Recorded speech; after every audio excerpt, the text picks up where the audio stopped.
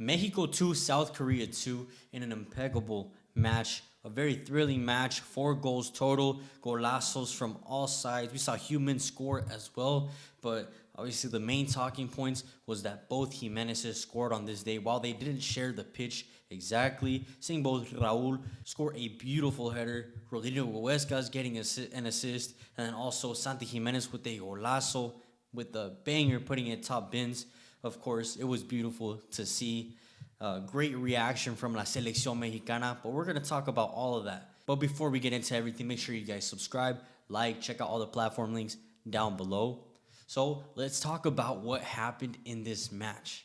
Starting off, before the match even started, looking at the lineup, no Malagon, no Cesar Montes. It was extremely rare or extremely weird to not see Cesar Montes in the starting lineup. We actually saw Purata getting the start, who I haven't seen in this international window so far. And honestly, he did a pretty decent job. It was good to see someone different in that right center back role. Obviously, I think Edson Alvarez, if he was fit, he would have played this match. But if you guys don't know, he will be out for the next 3 weeks because he picked up an injury in the game against Japan. But yeah, Cesar Montes, he picked up a red card in the game against Japan as well. And unfortunately for him, it did roll over into the next match, which is weird. You typically don't really see those in friendlies often, but because there are no other competitions for the anfitriones, for the host countries, FIFA officially treats the friendlies as if it were a tournament or a league where it does roll over. Because originally they were telling us, when we were at the press conference in Oakland, they were telling us that it was not going to roll over into the next game. Yeah, typically you're not used to seeing red cards roll over, but in this case, last minute, Cesar Montes was out of the starting 11, out of even being called up onto the bench. So Purata took that spot, and like I said, he did decent.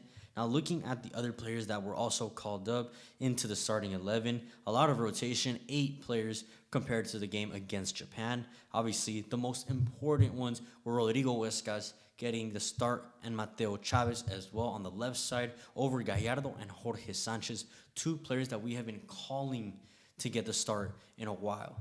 And finally, they did, and we'll talk about their performances. I think the first half was a lot better than the second half. Also, seeing Berterame getting a start on the right wing was incredibly awkward to see because Berterame, we know he's a good player from Monterrey, but he plays more centrally, kind of like a second striker or just being the lone striker. But seeing him play on the right wing, obviously we're not going to see the best version of him. And yeah, exactly what I expected. We didn't get the best version of Berterame. And as for South Korea, no Heung-min Son. He was on the bench, but we saw most of their European-based players. They had like 5 or 6 European-based players. No, actually I want to say 7 to 8 European-based players in the starting 11. So it was a very competitive South Korean team. Like I said, very well disciplined, very defensive, very strong, aggressive. It was very difficult to break down this team. It took honestly pieces of individual brilliance over actual creativity from our midfielders and wingers. In this case, I mean, going into the first goal, I mean, what a well-taken goal. Rodrigo Huescas knowing when to put the ball inside of the box. Compared to Jorge Sanchez, I mean, it's just light and day. Obviously, that ball that Rodrigo Huescas, maybe he's like 30, 40 yards out from the goal, putting it right onto the head of Raul Jimenez, who makes an intelligent run right behind Kim Min-jae, obviously the biggest defender, or the smartest defender for the South Koreans. And yeah, just heads it over the goalkeeper into the top left, and a beautiful, well-taken goal. He's now at 44 goals for La Selección Mexicana, right behind Jared Borghetti, just 3 goals away from Jared and 9 goals away from Javier El Chicharito Hernandez. So at this pace, the way he's scoring goals, I could honestly see him breaking the historic record that Chicharito has been holding for the past few years in maybe even in El Estadio Azteca or in Guadalajara, but definitely could see it happen in Mexico because keep in mind, there's still like 14 now more matches to play before we even get to the World Cup. Raul Jimenez could either break it in this time or maybe saving that extra goal for the World Cup. We'll see. But yeah, let's talk about Rodrigo Huescas now in this situation. Like I said, Huescas getting the start over Jorge Sanchez, and then Gallardo also subbed out or taken out in this case for Mateo Chavez, who were both very active. I would say the most of the 45 minutes. Mateo Chavez didn't maybe put like one or two crosses in, really didn't find the back or didn't find anyone's head, but technically we saw the difference, obviously getting forward and defensively, very aggressive going forward, very aggressive and quick getting backwards. Rodrigo Huescas, a little less active going up and down, but just knew when to make those runs forward and when to stay back, and I think he did very well on the right side. And obviously the assist just is the cherry on top, and what you want to see from a player like Rodrigo Huescas. Keep in mind, he's going to be the second only other player playing Champions League football alongside Alex Padilla, but Rodrigo Huescas is a starter at Copenhagen, while Padilla is not a starter at Bilbao. So, yeah, that was great to see. We had been calling for these two players to be starters, and we would see a much greater difference in La Seleccion's wing play, and at least in those 45 minutes we did. Now, going into the second half, because after that, really, there was not much. Maybe a shot or two from Korea, maybe another shot from Mexico, but overall, it was a quiet match. The only reason South Korea did even get some shots on target in that first half, or even had some threatening opportunities in that first half, was because mistakes from our midfielders, specifically Marcel Ruiz. He looked very iffy, very, I wouldn't say without confidence, but I think maybe overconfident in his play, in his positioning, because there was two moments where he lost the ball, almost childlike. It was too easy for him to lose the ball in the way he did. Obviously, the one that sticks out to me the most is where he has the ball in his control, and then in trying to control the ball by stepping over it, he kind of just gives a pass to the Korean player, and just like that, in 3 touches, Korea was in our box and almost scored on Tala Rangel. And then going to the other play, I forgot exactly what happened, but I know he lost the ball in a situation that also led in another threatening opportunity for Korea, almost scoring in that situation as well. And then we saw that's why he was taking off in the 45th minute, or at least going into the second half. Marcel Ruiz was the only substitution that Vasco had done, and I think it was just maybe he wasn't all in the game. I mean, we've seen the same thing with Toluca. I mean, maybe it's a little bit of campeonitis, like we've been saying. Alexis Vega, Gallardo, Marcel, not in their top form. Maybe they just need a little bit of rest, a couple weeks off is all they need. I'm not exactly sure, but yeah, just didn't look his best in this window. Now, going to the second half, Chad Rodriguez came on. He looked pretty good. He looked active, moving the ball around. Obviously nothing threatening, but at least gave you a little bit of better ball control in the midfield. Obviously playing out wide, playing it safely, a little bit more control when holding the tempo of the play. Did very well, I would say. Lira as well was impeccable. Alongside him, defensively solid, and then just all over the park like a natural ace should be. But yeah, going into the second half, South Korea were a different team. They looked completely revamped with energy. When they came in, they looked hungry to get some goals, and that they did. 2 goals, one in the 66th minute, the other one in the 75th minute. I want to say the first one was, I mean, I hate to damn Mateo Chavez, because we know going forward he's a great player. Defensively, he just wasn't at his best, I would say. And obviously he has a lot to learn. He is a young player, but he did get cooked on that right-hand side, allowed the cross to come in. Purata should have won the header when he was up 1v1 with the other Korean striker. I'm not exactly who was up top for Korea in that moment, but the Korean striker was the one that got ahead to that ball. And then, I mean, Rodrigo Huescas maybe should have reacted a little quicker in that play, but the ball falls kindly to Human Son. He lets it bounce one time, and then on the second touch, he just rips it right past Tala. And I can't hate on Tala too much on this play as well. I do feel like maybe he could have done a little bit better, but I'm not saying it's his fault entirely at all. The ball did go straight at him, but I mean, the pace that it was at, from the distance it was at, of course, it's going to be very difficult for any keeper to save that right there. And then just less than 10 minutes later, South Korea le dio la vuelta, and this one I would blame the positioning from both of our wingbacks, leaving our 2 center backs 1v1 in a situation where I think also our center backs could have done a little better. If you guys remember, there was the play where Mateo Chavez tucks into the middle, trying to recover that ball in the midfield, wasn't able to do so. Then he left Johan Burata all by themselves against one Korean striker. To be fair, the Korean striker gets the best out of Johan Vasquez in a 1v1 race, and then the shot that he puts in, honestly, was incredible. Right across the face of the goal into the bottom left-hand corner where Tala could not reach it. But in that situation, maybe either Johan or Purata, bring him down. Don't be scared.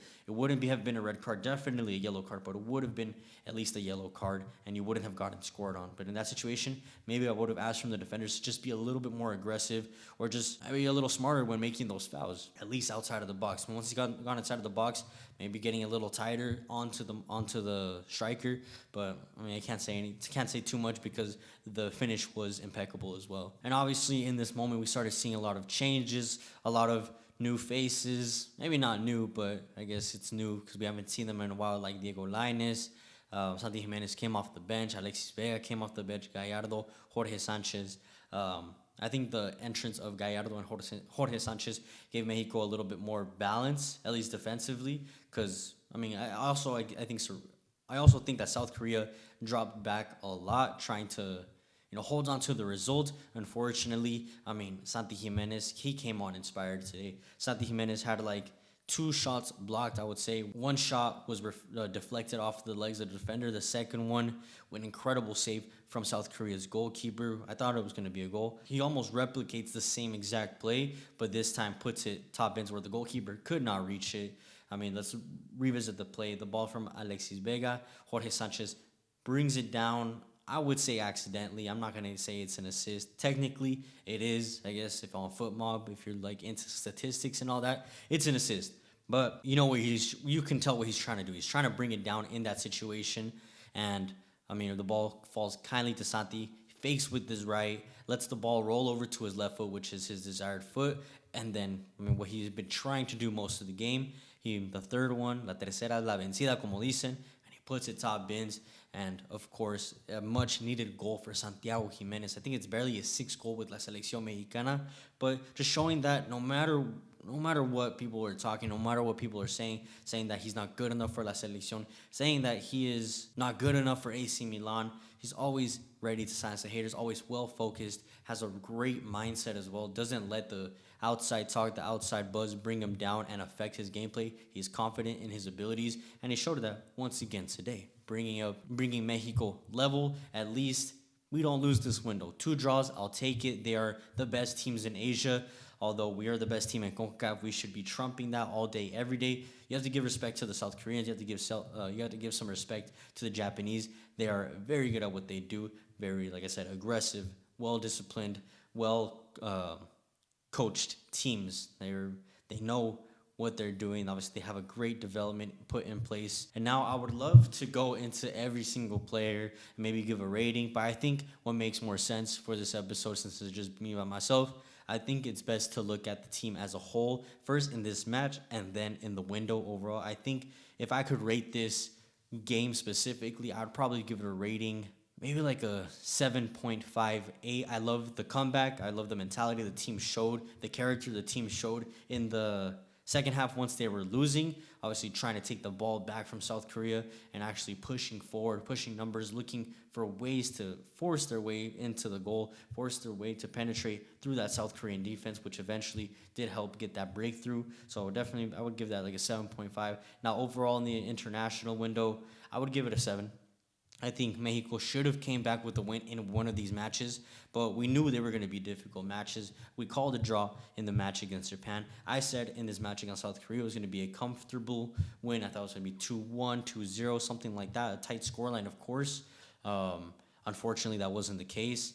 I do think just the relapses in defense, the little mistakes, obviously are always going to cost any team, but in this case, it really did cost us. But as for learning for La Selección Mexicana, for Vasco, to see things, obviously, I'm going to give this a 9 out of 9 or 10 out of 10 because you're testing yourself against some of the best teams in the continent of Asia, or the best teams in the continent of Asia, which are very important to learn from, and obviously you get to learn from how your players react in these situations. Of course, they did very well for the most part. The only ones that we didn't get to really see was Chiquete Orozco, because obviously Johan Vázquez, he's titular indiscutible, captain on the day against South Korea. Yeah, you cannot take him away. He's the man right there at the left center back spot. And then Carlos Moreno obviously didn't get any minutes from the goalkeeper position because we saw Tala and we saw Malagon as well. Now let's look at what's next for La Selección Mexicana. We have the international window in October where they will face, I think, Colombia in Dallas, Texas, and then they will be going to Guadalajara to the Estadio Akron to face Ecuador.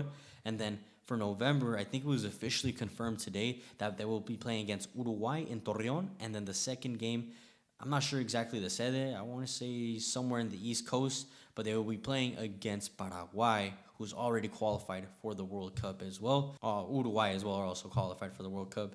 And then I don't think there's any FIFA window or friendlies in the December window or December area. I think definitely after the turn of the year, it's going to be all focused into the World Cup. And then obviously there's going to be those few friendlies in March to showcase the Estadio Azteca. Obviously, the biggest one is against Portugal, but then it was confirmed today that France are actually looking to play against Mexico. I'm not sure if they're planning to do it in Mexico. This was confirmed by L'Equipe. This was according to L'Equipe. So this is a French publication that put this out, that they are looking to play against Mexico. So, I mean, it was already rumored that Mexico were looking to find one more team to play against for that March window that was in the top 5, and obviously France are right now, I believe, second place in the FIFA ranking, right behind Spain, and Argentina right below them. So I think a team like France would definitely be a fun FIFA window, definitely a fun friendly to see right before the World Cup, and obviously a great test as well. So that's what's coming up for La Selección Mexicana. That kind of sums up the match, that kind of sums up the overall reaction and the rating of the match. Let me know what you guys think. What would you rate first off this match against South Korea specifically, but then overall the international window for Mexico this September FIFA window? How did Mexico do against Asia's best? Let me know in the comments down below. I obviously read every single comment, every single one of you. Very important. You guys subscribe, like, check out all the platform links down below. I'll see you guys on the next one. Peace out.